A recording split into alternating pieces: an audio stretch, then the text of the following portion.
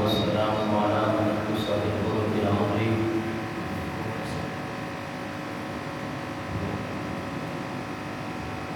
وعلى آله الذين قاموا بنصرة الدين القويم. أما بعد فأعوذ بالله من الشيطان الرجيم. بسم الله الرحمن الرحيم. ولو أنهم إذ ظلموا أنفسهم جاءوك فاستغفروا الله واستغفر لهم الرسول لوجدوا الله توابا رحيما. صدق الله العظيم. إن الله وملائكته يصلون على النبي يا أيها الذين آمنوا صلوا عليه وسلموا تسليما. محبت کے ساتھ درود شریف صلی اللہ علیہ یا رسول اللہ وسلم علیہ یا حبیب اللہ. محبت کے ساتھ صلی اللہ علیہ یا رسول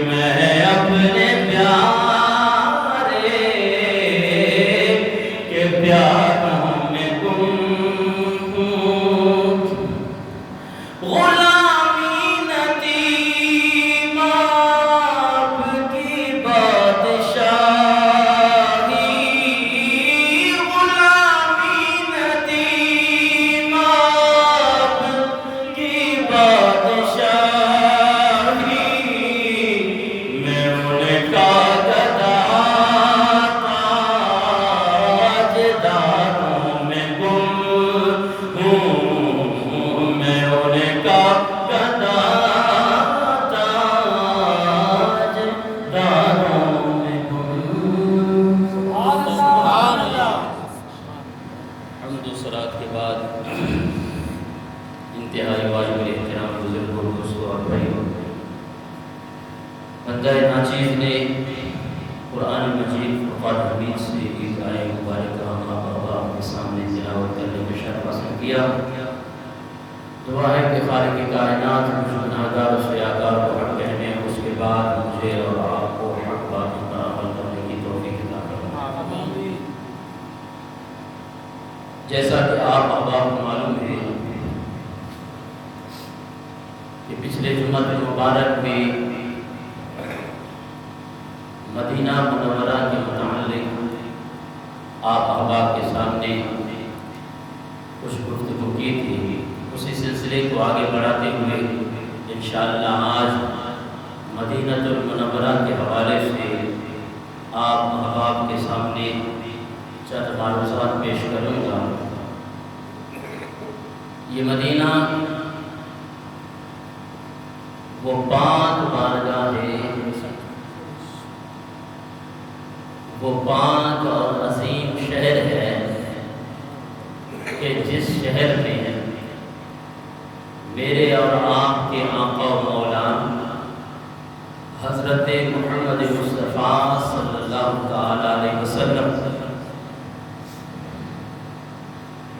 مکہ سے اس شہر کی طرف ہجرت کر کے تشریف لائے۔ میرے آقا کو مکہ المکرمہ کی سرزمین بہت محبوب تھی، اور یہ دنیا کا بھی اصول ہے کہ جس علاقے میں جس کی پیدائش ہوتی ہے وہ اپنی اس مٹی سے زیادہ محبت کرتا ہے۔ میرے آقا کو مکہ بہت محبوب تھا، لیکن جب اللہ تبارک و تعالی کی طرف سے حکم ہوا کہ اے پیارے حبیب اب اس شہر کو چھوڑ کے اس کی ہجرت کر کے اب تو نے مدینے جانا ہے، کفار کے ظلم و ستم کے بعد، ان کے مظالم اٹھانے کے بعد جب اللہ تبارک و تعالی کی طرف سے میرے آقا کو ہجرت کا حکم ہوا تو ایک محبت تو ہے نا اپنے شہر سے، لیکن ادھر سے پروردگار کا حکم ہے کہ اب مدینہ چھوڑ کے مکے کو چھوڑ کے مدینہ جانا ہے، اور ادھر سے مکے کی محبت بھی ہے۔ اب جب آقا جہاں صلی اللہ تعالی علیہ وسلم مدینہ پہنچتے ہیں تو پھر وہیں پہ سرکار دو جہاں صلی اللہ تعالی علیہ وسلم نے اللہ کی بارگاہ میں ہاتھ اٹھائے اور ایک دعا مانگی۔ وہ دعا کیا ہے؟ آئیے مشکاۃ شریف کی یہ حدیث مبارکہ ہے جو کہ حضور نبی کریم صلی اللہ تعالی علیہ وسلم کی پیاری دعا ہے۔ میرے آقا نے اللہ کی بارگاہ میں ہاتھ اٹھا کے یہ التجا کی، اللہم حبب الینا المدینہ کحبنا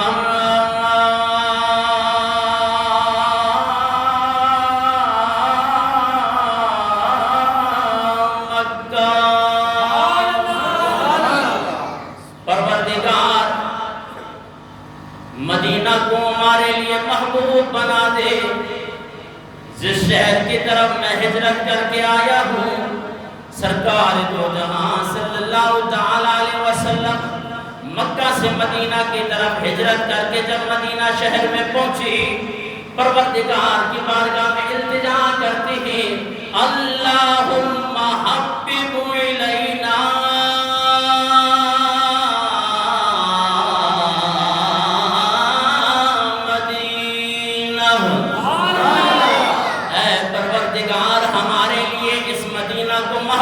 بنا دے کا حبنا مکہ، جس طرح کہ مکہ ہمیں محبوب تھا، جس طرح کہ مکہ المکرمہ سے ہماری محبت تھی، پروردگار اس شہر مدینہ کو ہمارے لیے بھی محبوب بنا دی۔ او اشد یا مکہ سے بھی زیادہ محبوب بنا دے شہر پاک کو۔ اللہ اکبر کبیرہ۔ حضور نبی کریم صلی اللہ تعالی علیہ وسلم کی اس دعا کی طرف توجہ فرمائیں۔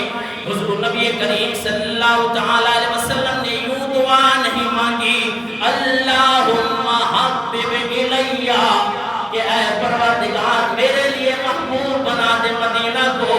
نہیں عزیزان محترم، یہاں پہ جمع کا صیغہ استعمال کر کے حضور نبی کریم صلی اللہ تعالی علیہ وسلم نے بتا دیا صرف میرے لیے نہیں، مجھ سے محبت رکھنے والوں کے لیے بھی مدینہ کو محبوب بنا دے۔ اور فرمایا حبب الینا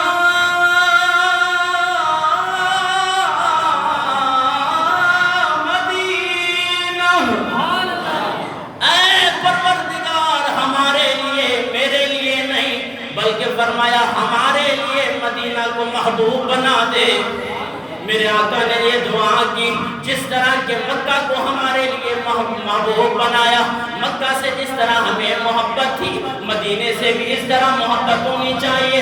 پھر آقا جہاں صلی اللہ تعالی علیہ وسلم نے اگلے جملے جو ارشاد فرمائے، او اشدو، یہ مکہ سے بھی زیادہ اسے محبوب بنا دے۔ اس لیے عزیزان محترم، آج ہر مسلمان، ہر مومن جو نبی کریم صلی اللہ تعالی علیہ وسلم سے محبت کرتا ہے، اسے شہر مدینہ سے بھی محبت ہے۔ کیونکہ عزیزان محترم شہر مدینہ کا کمال کیا ہے؟ آئیے عزیزان محترم، ہر ایک کو اپنے شہر سے بڑی محبت ہے۔ آقا دو جہاں صلی اللہ تعالی علیہ وسلم نے ارشاد فرمایا، جب ہم نے مدینہ سے محبت کی تو مدینہ تھا پہلے یثرب، پھر ہم نے اسے مدینہ بنا دیا۔ پھر جب آقا دو جہاں صلی اللہ تعالی علیہ وسلم کے ساتھ اس شہر کو نسبت ہوئی، عزیزان محترم جب کسی چیز کو کسی شخص کسی چیز سے نسبت ہو جائے وہ چیز اعلیٰ ہو جاتی ہے۔ دنیا کے اندر دیکھیں عزیزان محترم، اس کپڑے کا کوئی کمال نہیں ہے، عظیم سے عظیم کپڑا، عزیزان محترم مہنگے سے مہنگا کپڑا میں لے لوں اس کی اتنی عظیم قدر و قیمت نہیں ہے، لیکن عام سا کوئی کپڑا، وہ خریدا ہوا کپڑا کوئی مہنگا بھی نہ ہو، جب اس کپڑے کو قرآن سے نسبت ہو جائے، لوگ لاکھوں روپے کے کپڑے کو نہیں چنتے بلکہ وہ جو قرآن پاک کے خلاف جو ادنا سی قیمت میں ملا ہے اسے لوگ کیوں چنتے ہیں؟ اس لیے چنتے ہیں کہ وہ کوئی عام کپڑا نہیں ہے، اس کی قیمت کو نہیں دیکھا جاتا بلکہ یہ دیکھا جاتا ہے کہ اسے قرآن سے نسبت ہو گئی ہے۔ پتا چلا عزیزان محترم، کوئی عام چیز ہو اسے کسی کے ساتھ نسبت ہو جائے، کسی اعلیٰ چیز کے ساتھ نسبت ہو جائے، وہ پھر چیز عام نہیں بلکہ اعلیٰ ہو جایا کرتی ہے۔ جب حضور نبی کریم صلی اللہ تعالی علیہ وسلم کو مدینہ سے محبت ہو گئی، صحابہ کرام بھی مدینہ سے محبت کرنے لگے۔ اللہ اکبر کبیرہ۔ تو سرکار دو جہاں صلی اللہ تعالی علیہ وسلم کی حدیث مبارکہ ہے، غبار المدینہ شفاء من الجزام،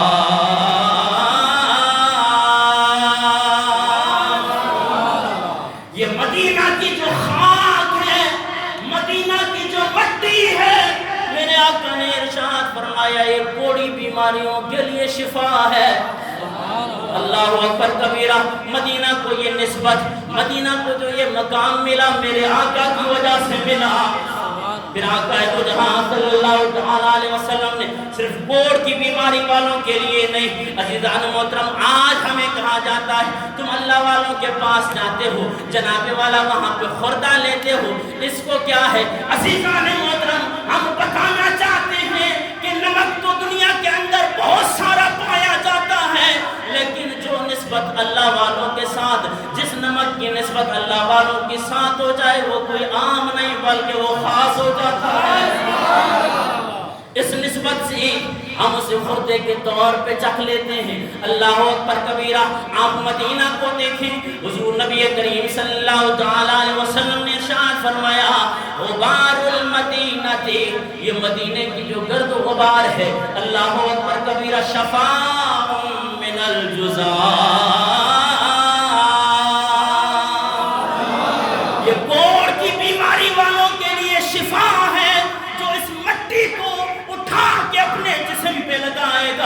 پروردگار اس کی کوڑ کی بیماری کو ختم فرما دے گا۔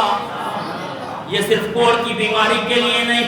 آئیے عزیزان محترم، وفا پڑھنے لگا ہوں۔ سرکار دو جہاں صلی اللہ علیہ وسلم نے قسم اٹھا کے ارشاد فرمایا، والذی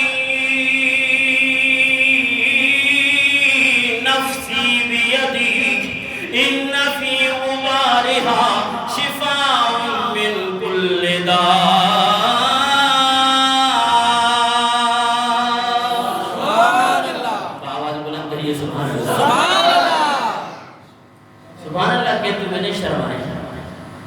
میرے آقا نے ارشاد فرمایا نا، جو ایک بار سبحان اللہ کہتا ہے اللہ اس کو 90 نیکیاں عطا فرماتا ہے۔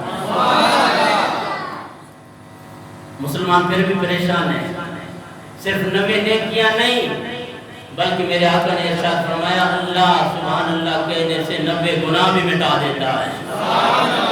آواز بلند سبحان اللہ، اور 90 درجات بھی بلند فرما دیتا ہے۔ رب عطا کرنے میں بخیلی نہیں کرتا تو پھر انسان بولنے میں کیوں بخیلی کرتا ہے؟ تو میرے آقا نے ارشاد فرمایا والذی نفسی بیدی، مجھے اس ذات کی قسم ہے جس کے دست قدرت میں میری جان ہے۔ فرمایا ان فی غبارہا، یہ جو مدینہ کی مٹی ہے یہ کوئی عام مٹی نہیں ہے، شفاء من کل داء، یہ ہر بیماری کے لیے دوا ہے۔ پچھلی جو حدیث مبارکہ تھی زرقانی علی المواہب، اس میں میرے آقا نے ارشاد فرمایا غبار المدینہ شفاء من الجزام، کہ مدینے کی جو گرد و غبار ہے وہ کوڑی والے مریض کے لیے شفا ہے۔ پھر میرے آقا نے قسم اٹھا کے کہی صرف کوڑی والے مرض کے لیے نہیں، جس بھی مرض کے لیے مدینہ کی مٹی کو استعمال کرو گے اللہ تمہیں شفا عطا فرمائے۔ اسی لیے تو عاشق مدینے کے لیے تڑپتے ہیں، ہر ایک کی تمنا ہوتی ہے کہ اللہ تبارک و تعالی مجھے مدینے کی زیارت نصیب فرمائے۔ اور پھر عشاق کیا کہتے ہیں؟ عشاق کا تو یہ عقیدہ ہے کہ زندگی دا مزہ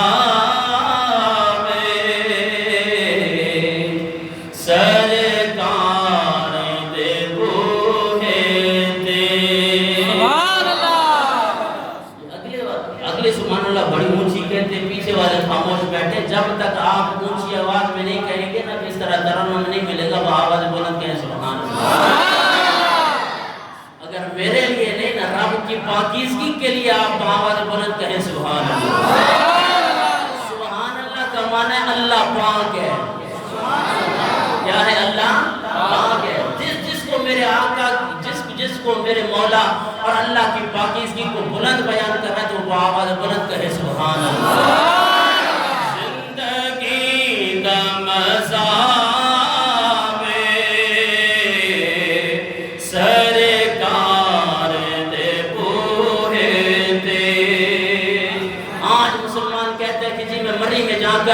زندگی کے مزے لوں، جناب والا گیٹو پہاڑ پہ چڑھ کے مزے لوں۔ خدا کی قسم عاشق رسول کی صدا یہ ہوتی ہے کہ ہمیں دنیا کے اندر کسی چیز کی ضرورت نہیں ہے، اگر زندگی کا خاص مزہ ہے وہ مکہ المکرمہ اور مدینہ کے اندر ہے۔ زندگی دا مزہ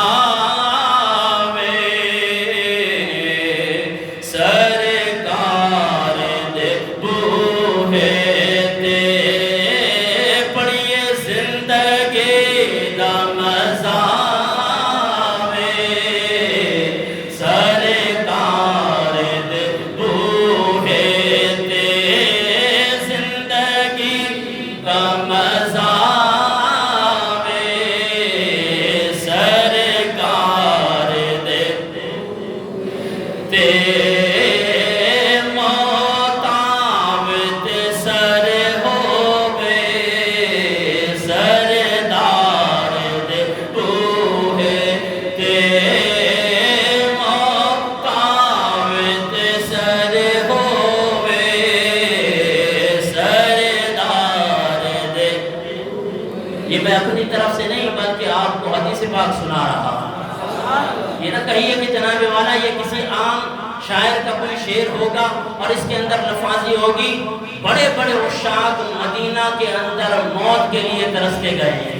اور پھر خود میرے آقا نے بھی ارشاد فرمایا، آؤ میں حدیث مبارکہ سنانے لگا ہوں۔ مشکاۃ شریف کی حدیث مبارکہ ہے، من استطاع ان یموت بالمدینہ، میرے آقا نے ارشاد فرمایا اگر تم طاقت رکھتے ہو تو خواہش یہی رکھو کہ مدینہ میں موت آئے، سبحان اللہ، اور فلیمت بہا، چاہیے کہ تم مدینہ میں ہی مرو۔ کیوں؟ میرے آقا نے ارشاد فرمایا جو مدینے میں مرتا ہے نا، فَإِنِّي أَشْفَعُ لِمَنْ يَمُوتُ بِهَا، جو مرتا ہے اس مرنے والے کے لیے جو مدینے میں مرتا ہے میں اس کے لیے شفاعت کروں گا، سبحان اللہ۔ تو اس لیے عزیزان محترم، ہر عاشق یہ چاہتا ہے کہ مجھے موت آئے تو مدینے میں آئے۔ امام مالک رحمت اللہ تعالی علیہ بہت بڑے محدث گزرے، خدا کی قسم ساری زندگی انہوں نے حضور نبی کریم صلی اللہ تعالی علیہ وسلم کی حدیث مبارکہ پڑھائی اور ساری زندگی مدینہ میں رہے، اور اتنا ادب کرتے مدینہ کا کہ آپ نے ساری زندگی مدینہ شہر کے اندر قضائے حاجت نہیں کی ہے، مدینہ سے دور جا کر جناب والا قضائے حاجت کرتے تھے۔ اور اس کے بعد حضرت امام مالک رحمت اللہ تعالی علیہ مدینہ سے اتنی محبت کہ ساری زندگی مدینہ شہر میں رہ کر آپ نے جوتیاں نہیں پہنی ہیں، اور پھر ہمیشہ دیوار کے کنارے سے جایا کرتے تھے۔ لوگوں نے پوچھا، اے عاشق رسول، اے امام مالک، یہ کیا طریقہ کار ہے، آپ اس گلی کے بیچ میں کیوں نہیں گھومتے؟ آپ نے کہا کہ میری غیرت گوارا نہیں کرتی کہ جس جگہ سے میرے آقا کا گزر ہوا ہو اور ان کے قدموں پہ اس گناہگار کا قدم آ جائے، سبحان اللہ۔ وہ امام مالک ساری زندگی یہ تمنا کرتے رہے، اور پوری زندگی میں امام مالک رحمت اللہ تعالی علیہ نے صرف ایک حج کیا۔ اسی وجہ سے آپ بارہا حج کے لیے نہیں جاتے تھے، کہیں مدینہ کے باہر موت نہ آ جائے۔ اللہ اکبر کبیرہ، اسی خواہش کے اندر، اسی محبت کے اندر حضرت امام مالک رضی اللہ تعالیٰ عنہ مدینہ میں وصال فرما گئے۔ آج بھی جنت البقیع میں حضرت امام مالک رضی اللہ تعالیٰ عنہ کا مزار شریف ہے۔ تو ہر عاشق یہی کہتا ہے کہ زندگی دا مزہ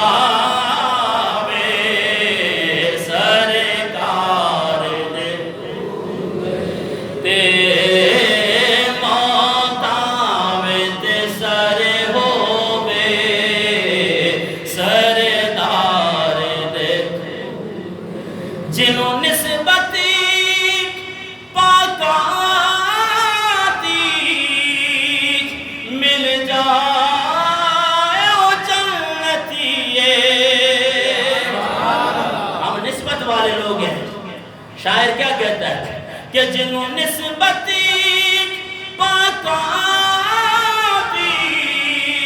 مل جائے او جنتی، پاویں کتا ہوئے بیٹھا کوئی غار دے بوہے تے پاویں۔ یہ پنجابی شاعر ہے، اور آپ سمجھیں کہ جناب کیونکہ جب تک بندے کو پیچھے پس منظر کا پتہ نہ ہونا تو شعر سننے کا بھی مزہ نہیں آتا۔ اور دوسرا یہ ہے کہ کسی کو اگر زبان سمجھنا ہے، زبان تو الحمدللہ پنجابی سارے سمجھتے ہیں۔ یہ شاعر کہتا ہے کہ جنہوں نسبت پاکاندی مل جائے وہ جنتی ہے، پاویں کتا ہوئے بیٹھا کوئی غار دے بوئے تے۔ یہ کوئی عام بات نہیں، اصحاب کہف کے کتے کی بات ہو رہی ہے، سبحان اللہ، جس کا ذکر خالق کائنات نے قرآن مجید میں کیا ہے۔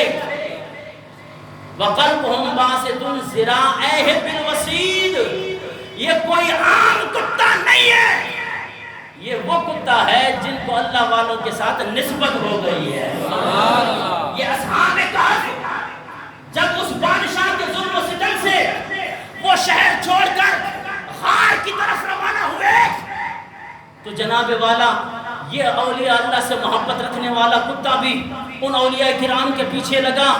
اللہ اکبر کبیرہ، جب یہ اولیاء اللہ اصحاب کہف غار کے کنارے پہ پہنچے، انہوں نے یہ سوچا کہ یہ کتا بھونکے گا، اور یہ بھونکے گا، اس کی بھونک سن کر بادشاہ کو پتہ چل جائے گا کہ یہ جو یہاں سے جن کو ہم نے جلا وطن کر دیا ہے یہ فلاں جگہ پر چلے گئے ہیں، اللہ اکبر کبیرہ، ان اولیاء کرام نے جب کتے کی طرف دیکھا نا، کتے کی آنکھوں میں آنسو آ گئے، پروردگار آج مجھے زبان عطا کر دے، میں تیرے ولیوں سے بات کرنا چاہتا ہوں۔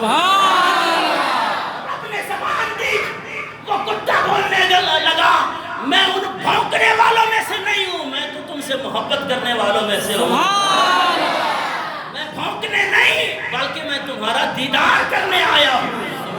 خالق کائنات نے ارشاد فرمایا کتا ایک نجس چیز ہے، پلید چیز ہے، جناب والا اس کے لیے جنت کے اندر کوئی جگہ نہیں ہے۔ لیکن دوسری طرف عزیزان محترم بلند باعور جو کہ بہت بڑا بزرگ تھا، اور جناب والا اس نے حضرت عیسیٰ علیہ السلام کے لیے بد دعا کی۔ خالق کائنات نے فرمایا تم کسی نبی کے لیے بد دعا کرتے ہو، جاؤ آج کے بعد تیری سزا یہ ہے کہ قیامت کا دن ہوگا، وہاں پہ جسم تیرا ہوگا اور چمڑی اس کتے کی ہوگی جو اصحاب کہف کے دروازے پہ بیٹھ کے ان کا پہرا دیتا رہا، میں اس کتے کو جنت میں داخل کر دوں گا سبحان اللہ، اور تجھے جہنم میں ڈال دوں گا۔ تو یہ کتے کو مقام کہاں سے ملا؟ اور یہ کوئی عام کتا نہیں، اس کتے کا ذکر خالق کائنات نے قرآن مجید میں کر دیا۔ وَقَلْبُهُمْ، قلب عربی میں کہتے ہیں کتے کو، یہ کوئی عام کتا نہیں ہے، قلبُهُمْ ان کا کتا، ان اولیاء اللہ کا کتا۔ سبحان اللہ، ارے جو اولیاء اللہ کی شان میں بک بک کرتے ہیں ان کا انجام بلند بعور والا ہوگا، اور جو اولیاء اللہ سے محبت کرتے ہیں ان کا انجام اسی کتے کی طرح ہوگا اور یہ جنت میں داخل کر دیا جائے گا۔ تو جنہوں نسبت پاک آدی مل جائے وہ جنتیے، پاویں کتا ہوئے بیٹھا کوئی غارد بوہے دے، پڑیے زندگی دا مزہ وے سرکار دے اور کر لین ظلم جدی بھی کوئی اپنی جانا دے۔ یہ تو رب کا قرآن ہے جو میں نے خطبے کے اندر آپ احباب کے سامنے پڑھا کہ وَلَوْ أَنَّهُمْ إِذْ ظَلَمُوا أَنفُسَهُمْ جَاءُوا، جب تم اپنی جانوں پر ظلم کر بیٹھو تو حضور نبی کریم صلی اللہ علیہ وسلم کے دروازے پہ آ جاؤ۔ سبحان اللہ، کر لین ظلم جدی کوئی اپنی جانا دے، رب آکے میں بخشاں گا، آؤ یار دے بوہے تے، رب آکے میں بخشاں گا، آؤ یار دے بوہے تے۔ دعا ہے کہ خالق کائنات ہمیں حضور نبی کریم صلی اللہ علیہ وسلم سے سچی محبت نصیب فرمائے۔ وما علیہ الا البلاغ، جناب